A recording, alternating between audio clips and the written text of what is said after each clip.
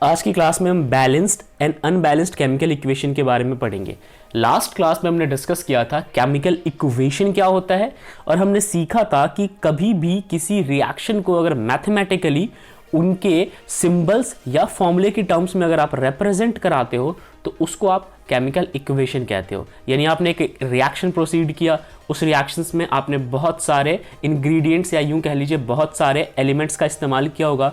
उन सभी एलिमेंट्स के प्रॉपर सिंबल और उनका केमिकल फॉर्मूला अगर आप लिख देते हो तो उसको आप रिएक्शन ना कह के आप इक्वेशन कहोगे। मगर सवाल यह आता है कि एक रिएक्शन के अंदर दो चीज़ें होती है। लेफ्ट साइड में अगर ध्यान दें तो होता है reactant, whereas right side में अगर आप ध्यान दें तो होता है प्रोडक्ट। रिएक्टेंट हो चाहे प्रोडक्ट हो, दोनों के अंदर एक चीज़ कॉमन होती है और वो है कि वहाँ पे एलिमेंट्स होते हैं, राइट। तो आपने रिएक्टेंट के साइड भी कुछ एलिमेंट्स लिखने होते हैं और आपने प्रोडक्ट के साइड भी कुछ एलिमेंट्स लिखने होते हैं, जैसे यहाँ पे लिखा हुआ है। सवाल ये है कि जो एलिमेंट है, क्या एलिमेंट डायरेक्ट रिएक्शन में पार्टिसिपेट करता है? बिल्कुल नहीं। एलिमेंट्स के कुछ एटम्स पार्टिसिपेट करते हैं। तो रिएक्टेंट के साइड में जिस भी एलिमेंट का जितना भी एटम पार्टिसिपेट कर रहा है, क्या आपको प्रोडक्ट के साइड में भी उतने ही मिल रहे हैं? क्यों ऐसा हमें क्यों करना चाहिए? बिकॉज ये law of conservation of mass को फॉलो कराता है। हमें हर रिएक्शंस को law of conservation of mass के थ्रू ही गुजारना होता है ताकि हमारा रिएक्शन जो है वो स्टेबल हो और डिजायर्ड हो, राइट। अब सवाल ये आता है कि ठीक है, रिएक्टेंट के साइड में भी कुछ एलिमेंट के एटम्स होंगे और प्रोडक्ट के साइड्स में भी एलिमेंट्स के एटम्स होंगे। जस्ट बिकॉज फर्क इतना होता है कि उनके कॉम्पोजिशंस बदल जाते हैं। जैसे यहाँ पे ध्यान से देखिए, जो H2SO4 है, इसका SO4 अब H2 के साथ ना रह के Zn के साथ चला गया। बट ऐसा नहीं हो सकता कि S की संख्या बढ़ जाएगी या घट जाएगी। अगर मान लीजिए कल को H की संख्या इंक्रीज करती है प्रोडक्ट की तरफ, तो फिर आपको रिएक्टेंट की तरफ भी इंक्रीज कराना पड़ेगा।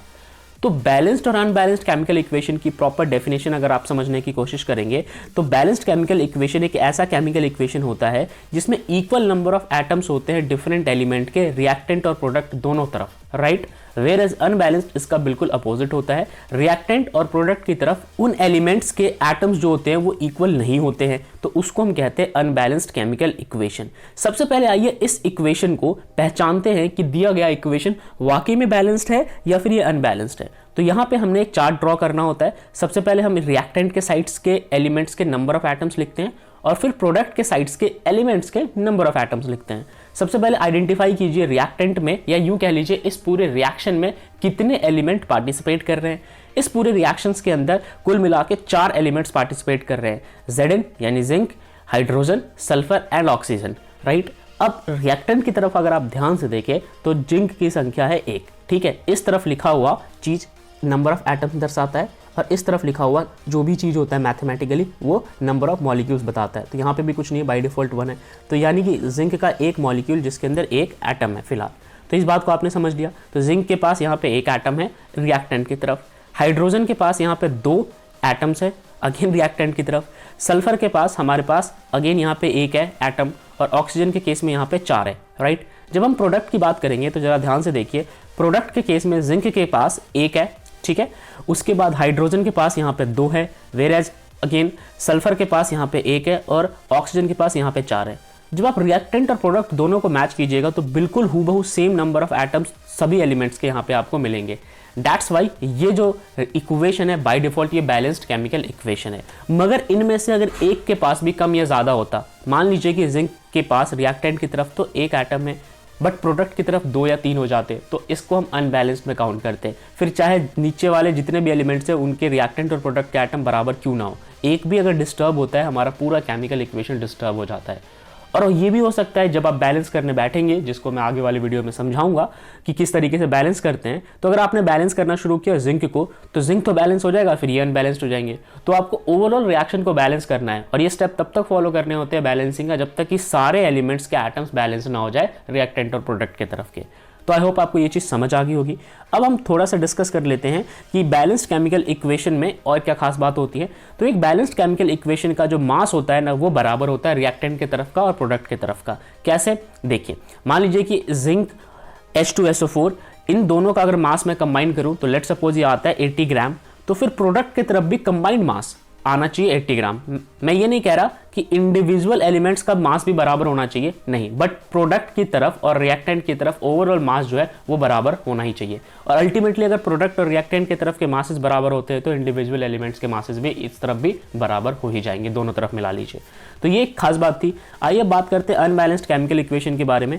जैसा मैंने आपको बताया, अनबैलेंस्ड केमिकल इक्वेशन में अनइक्वल नंबर ऑफ एटम्स होते हैं किसी भी एलिमेंट का, या तो सभी एलिमेंट्स का हो जाएगा या फिर एक या एक से ज़्यादा एलिमेंट्स के एटम जो हैं वो अनइक्वल होंगे रिएक्टेंट और प्रोडक्ट की तरफ। जैसे आप यहाँ पे एग्जांपल देखिए, H2 और O2 को जब आप कंबाइन करते हैं तो बनता है H2O वाटर, राइट।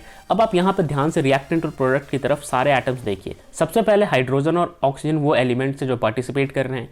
रिएक्टेंट की तरफ हाइड्रोजन के 2 एटम्स हैं और ऑक्सीजन के 2 एटम्स है, यहाँ पे आप ध्यान से देख लीजिए। वेयर जब प्रोडक्ट की बात की जाएगी तो हाइड्रोजन के तो 2 एटम्स मिल गए मुझे, बट ऑक्सीजन के 1 ही मिले। तो ये जो केस है ना, ये है अनबैलेंस्ड का केस, राइट।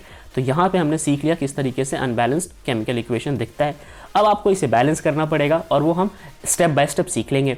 जो अनबैलेंस्ड केमिकल इक्वेशन होता है उनका मास डिफर करता है। अब मान लीजिए यहाँ पे ऑक्सीजन को ध्यान से देखिए, यहाँ पे 2 एटम्स है तो जाहिर सी बात है इसका मास हो जाएगा 32, क्योंकि एक ऑक्सीजन का मास होता है 16। तो ओवरऑल यहाँ पे मास हो जाएगा 32 यूनिट या ग्राम। मान लीजिए यहाँ पे मैं ग्राम लिख देता हूँ। इस तरफ ऑक्सीजन का मास जो है वो केवल और केवल 16 होगा। तो बताइए अगर यहाँ पे अनबैलेंस्ड केमिकल इक्वेशन की बात की जाए तो वहाँ पे मासेस में भी डिफर आ जाता है, ठीक है। तो ये कुछ खास बात थी अनबैलेंस्ड के केस में। आगे हम समझते हैं कि किस तरीके से हम अनबैलेंस्ड और बैलेंस्ड केमिकल इक्वेशन को आपस में बैलेंस करने की कोशिश करेंगे। अगर बैलेंस्ड है बाय डिफॉल्ट तो आपको कुछ नहीं करना है, बट अनबैलेंस्ड है तो आपको एक स्टेप के थ्रू से गुजारना होता है और उस चीज़ को हम सीखेंगे। अब जरा सोचिए इस बात को कि हमें बैलेंस करने की ज़रूरत क्यों पड़ती है। तो इसका प्रॉपर आंसर ये होता है कि जब आपने law of conservation of mass को पढ़ा 9th क्लास में तो आपने वहाँ पे ये चीज़ सीखा था कि कभी भी किसी भी रिएक्शंस के अंदर कोई भी एलिमेंट का एटम डिस्ट्रॉय नहीं होता, बिकॉज एटम जो एक मैटर होता है, अगेन रिपीटिंग, एटम एक मैटर होता है और matter can neither be created nor be destroyed. तो अगर आप इस रिएक्शन को ध्यान से देखें तो यहाँ पे आपने 2 एटम का इस्तेमाल किया था ऑक्सीजन के केस में, बट जब आप प्रोडक्ट ऑब्टेन कर रहे थे वहाँ पे केवल एक ऑक्सीजन मिला, तो फिर क्या एक डिस्ट्रॉय हो गया? Well, law of conservation of mass के अकॉर्डिंग अगर हम चलेंगे तो ऑब्वियस सी बात है ये डिस्ट्रॉय नहीं हुआ था। उसी बात को इक्वल करने के लिए, यानी कि ऑक्सीजन को बराबर करने के लिए हम बैलेंस्ड केमिकल इक्वेशन का सहारा लेते हैं। अब सवाल ये है कि बैलेंस्ड केमिकल इक्वेशन होगा कैसे। तो आइए सबसे पहले हम यहाँ पे बैलेंस करने की कोशिश करते हैं, ठीक है। बैलेंस करने के लिए जैसा कि हमारे पास ये इक्वेशन था, आपको ज़्यादा कुछ करना नहीं होता, आपको कुछ इंटीजर से रिएक्टेंट और प्रोडक्ट की तरफ मल्टीप्लिकेशन करना होता है। वो इंटीजर्स नंबर ऑफ एटम्स को रिप्रेजेंट नहीं करते बल्कि वो मॉलिक्यूल्स को रिप्रेजेंट करते हैं। यस, अगर आपने इस पूरे इक्वेशन को किसी इंटीजर से मल्टीप्लाई किया, लेट्स सपोज 1 2 3, किसी भी चीज़ से आपने मल्टीप्लाई किया, जितनी की भी कमी है, तो ये जो इंटीजर्स मल्टीप्लाई हो रहे हैं ये आपके एटम्स को रिप्रेजेंट नहीं करते बल्कि ये मॉलिक्यूल्स को रिप्रेजेंट करते हैं। मान लीजिए कि आपने पूरे इक्वेशन को मल्टीप्लाई कर दिया 2 से, लेट्स सपोज 2 से, तो आप 2 करेंगे लेफ्ट हैंड साइड में, राइट। तो जो ये 2 है ना, यहाँ पे मैं लिख देता हूँ थोड़े छोटे में, इस 2 का मतलब ये नहीं है कि यहाँ पे हाइड्रोजन के 2 एटम को आप रिप्रेजेंट कर रहे हैं, बल्कि इस 2 का मतलब है यहाँ पे आप हाइड्रोजन के 2 मॉलिक्यूल को रिप्रेजेंट करा रहे हैं, राइट। तो टोटल अगर मैं एटम की बात करूँ ना तो यहाँ पे हो जाएंगे 4। एक हाइड्रोजन के पास 2 एटम्स है तो टोटल 2 हाइड्रोजन मॉलिक्यूल्स के पास 4 एटम्स हो जाएंगे, ठीक है। और फिर इस तरीके से अगर 2 इसके साथ मल्टीप्लाई हुआ है तो पूरे इक्वेशन में ही मल्टीप्लाई होगा।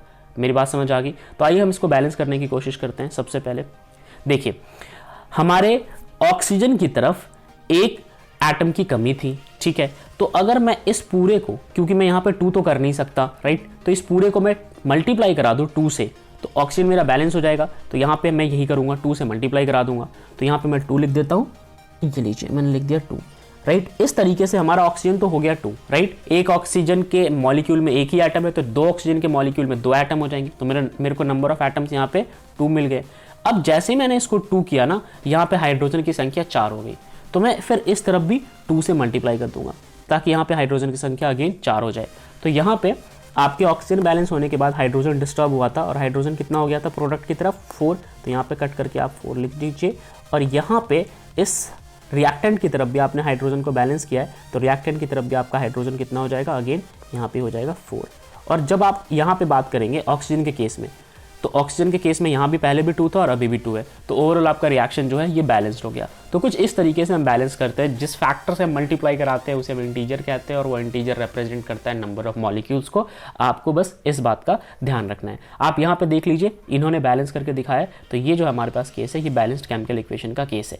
ठीक है, चलिए आगे बढ़ते हैं। कुछ और इंफॉर्मेटिव बातें कि एक केमिकल इक्वेशन को केवल आप वर्ड्स की फॉर्म में नहीं लिख सकते, यानी कि सिंबल्स और फॉर्मूले की फॉर्म में नहीं लिख सकते, बल्कि आपको उसमें कुछ और फीचर्स ऐड करने होते हैं। जैसे कि आप यहाँ पे एक रिएक्शन को देखिए, इस रिएक्शन के अंदर जो है हमारे पास कुछ सिंबल्स हैं और कुछ केमिकल फॉर्मूला है, इनको मिला के आपने पूरा का पूरा इक्वेशन बनाया है। बट अभी भी ये अधूरा है। किस तरीके से अधूरा है? जितने भी एलिमेंट्स है आपने इन एलिमेंट्स के स्टेट को डिफाइन नहीं किया। स्टेट का क्या मतलब है? फिजिकल कंडीशन क्या होती है। तो यहीं पे यहाँ पे 3 बातें लिखी हुई है कि अगर और मोर इन्फॉर्मेटिव बनाना है अपने केमिकल इक्वेशन को, तो आपको इंडिकेट करना पड़ेगा कुछ चीज़ों से, जैसे कि आपको उसका फिजिकल स्टेट बताना है, रिएक्टेंट के अंदर मौजूद जितने भी एलिमेंट है और प्रोडक्ट के अंदर मौजूद जितने भी एलिमेंट है उनका।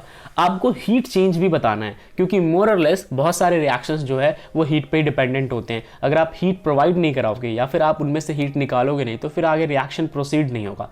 जैसे मैं अगर आपको समझाने की कोशिश करूँ, आइस से वाटर बनाना है तो आपको हीट प्रोवाइड करना पड़ेगा, लेकिन अगर वाटर से आइस बनाना है तो आपको वाटर में से हीट निकालना पड़ेगा, तभी वो रिएक्शन प्रोसीड हुआ, राइट। मैं अगर फिजिकल स्टेट की बात करूं तो दिया गया जो भी हमारा एलिमेंट है वो फिलहाल मैटर के कौन से स्टेट में प्रेजेंट है, वेदर सॉलिड में, लिक्विड में या गैस में। तो ये फिजिकल स्टेट की बात हो गई। हीट चेंज मैंने आपको समझा दिया। By indicating the condition under which the reaction take place, आपको वो कंडीशन भी बताना है जिसके अंदर रिएक्शन टेक प्लेस कर रहा है। कंडीशन से मेरा मतलब है क्या आप उसको बर्न कर रहे हो, क्या अगेन आप हीट के थ्रू उस रिएक्शन को गुजार रहे हो, क्या किसी कैटलिस्ट का आपने इस्तेमाल किया है, तो वो सारी कंडीशंस भी आपको बतानी है। कितना प्रेशर, कितना टेम्परेचर, कितना वॉल्यूम, ये सब कुछ जो है वो कंडीशन के अंदर शामिल हो जाता है। तो आइए सबसे पहले एक एक करके पढ़े, जो कि पहला है हमारे पास फिजिकल कंडीशन। तो फिजिकल कंडीशन के अंदर जैसा मैंने आपको बताया, आपको यहाँ पे स्टेट रिप्रेजेंट कराना होता है। ये मेरे पास एक रिएक्शन है, इस रिएक्शन के अंदर यहाँ पे ध्यान से देखिए जो ट्रांसफॉर्मेशन किया गया है केवल स्टेट का किया गया है। जिंक यहाँ पे सॉलिड में था तो यहाँ पे हमने S लगा दिया। H2SO4 जो होता है वो एक्वस होता है। एक्वस का मतलब होता है लिक्विड। इनडायरेक्टली अगर आप लेके चले तो एक्वस का मतलब होता है लिक्विड। लिक्विड और एक्वस में डिफरेंस ये होता है कि एक्वस के अंदर कोई और भी चीज़ आके आपस में मिल सकती है, वेयर इज लिक्विड का प्रॉपर मीनिंग ये हो गया कि जो फ्लूइड्स के फॉर्म में हो। ठीक है, अब हम बात करते हैं यहाँ पे ZnSO4 की।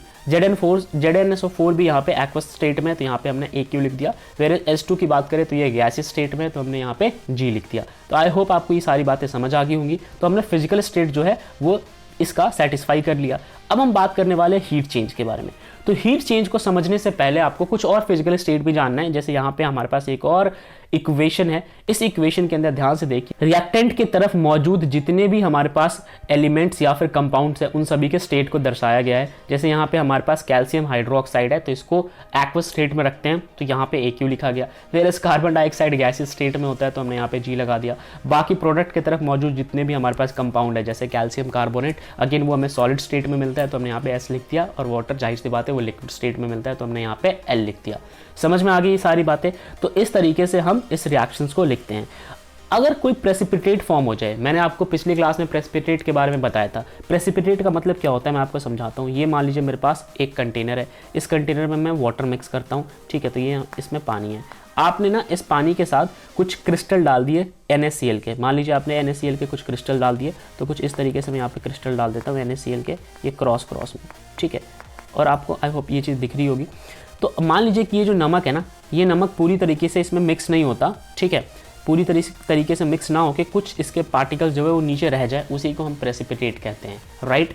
तो प्रेसिपिटेट को आप शॉर्ट फॉर्म में PPT की तौर पे लिख सकते हो, ठीक है, ये इसका एब्रिब्रिएशन हो गया, राइट। आगे बढ़ते हैं, हम हीट चेंज की बात कर रहे थे। तो हीट चेंज ना कई तरीके से होते हैं। अगर आपको पूरे केमिकल इक्वेशन में हीट चेंज को रिप्रेजेंट करना है तो हीट चेंज लिखने के बहुत सारे तरीके इसलिए होते हैं क्योंकि हीट चेंज जो होता है वो मल्टीपल तरीके से फॉर्म होता है। जैसे मान लीजिए कि कोई रिएक्शन है, उसके अंदर हीट जो है वो इवॉल्व होता है, यानी कि प्रोडक्ट के साइड हीट आपको मिलता है, तो उस रिएक्शन को आप कहते हो एक्सोथर्मिक। एक्सो का मतलब होता है एग्जिट, आप ऐसे याद रख सकते हैं। तो अगर प्रोडक्ट की तरफ हीट मिला तो आप उसे कहोगे एक्सोथर्मिक रिएक्शन। तो डेफिनेशन में भी यही लिखा हुआ है, those reaction in which heat is evolved are known as exothermic reaction. यहाँ पे एग्जाम्पल दिया हुआ है, जब कभी भी आप कार्बन को बर्न करोगे ऑक्सीजन के प्रेजेंस में, कार्बन कुछ भी हो सकता है आपका, चारकोल, कोयला, वुड, ये सारे कार्बन के एग्जाम्पल है। तो जब आप कार्बन को ऑक्सीजन के साथ बर्न करोगे तो आपको प्रोडक्ट में मिलेगा कार्बन डाइऑक्साइड। ध्यान से देखिए, फिजिकल स्टेट यहाँ भी लिखा गया है और साथ में बहुत ज़्यादा हीट इवॉल्व होता है। जाहिर सी बात है, हमें इसी हीट की तलाश होती है, तभी तो हम ये रिएक्शन को प्रोसीड कराते हैं। ठीक है, तो the burning of carbon in oxygen is an exothermic reaction, जैसा मैंने बताया, और यहाँ पे हीट इवॉल्व हो रहा है और इस हीट एनर्जी की वैल्यू बहुत ही ज़्यादा होती है, राइट। तो आप इस हीट को एज ए एनर्जी के तौर पे भी इस्तेमाल कर सकते हो। और यस, ये हीट हमारा एक प्रोडक्ट का ही पार्ट है, तो ये सारी चीज़ें आपको ध्यान रखनी है। ठीक है, अच्छा, ये जो हीट इवॉल्व होता है, ये हीट हमें दिखेगा कैसे? तो हमें लाइट के फॉर्म में दिखता है, क्योंकि एनर्जी का फॉर्म तो चेंज हो सकता है, energy can change in any form. तो ये जो हीट है हमें लाइट की फॉर्म में दिखता है। आप इमेजिन कीजिए, जब आप लकड़ी जला रहे होते हैं तो जो रोशनी आ रही होती है वही तो हीट इवॉल्व होता है, राइट। ओके, और जो धुआं निकल रहा होता है वो होता है हमारा कार्बन डाइऑक्साइड। ठीक है, जब आप मीथेन को अगेन ऑक्सीजन की प्रेजेंस में जलाते हो तो आपको बहुत सारा अगेन यहाँ पे क्या निकलता है? हीट एनर्जी निकलता है। तो ये हीट एनर्जी भी किसका पार्ट हो गया? एक्सोथर्मिक रिएक्शन का पार्ट हो गया। ठीक है, उसके बाद अगर मैं बात करूँ कि जब हमारे बॉडी में हम ऑक्सीजन की प्रेजेंस में फूड को ब्रेक डाउन करते हैं, ठीक है, उस दौरान भी बहुत सारा हीट जो है वो इवॉल्व होता है। जैसे कि जो भी आपने खाना कंज्यूम किया वो ग्लूकोज होता है, उसको आपने ऑक्सीजन की प्रेजेंस में बर्न करा दिया, ठीक है, ब्रेक डाउन हो जाता है। बेसिकली ब्रेक डाउन होने के बाद कार्बन डाइऑक्साइड बाहर की ओर रिलीज हो जाता है, वाटर रिलीज हो जाता है और बहुत सारी एनर्जी रिलीज होती है। इसी एनर्जी से हम डे टू डे लाइफ का वर्क कर पाते हैं। तो ये सारे के सारे एग्जाम्पल जो है वो एक्सोथर्मिक रिएक्शंस के एग्जाम्पल है।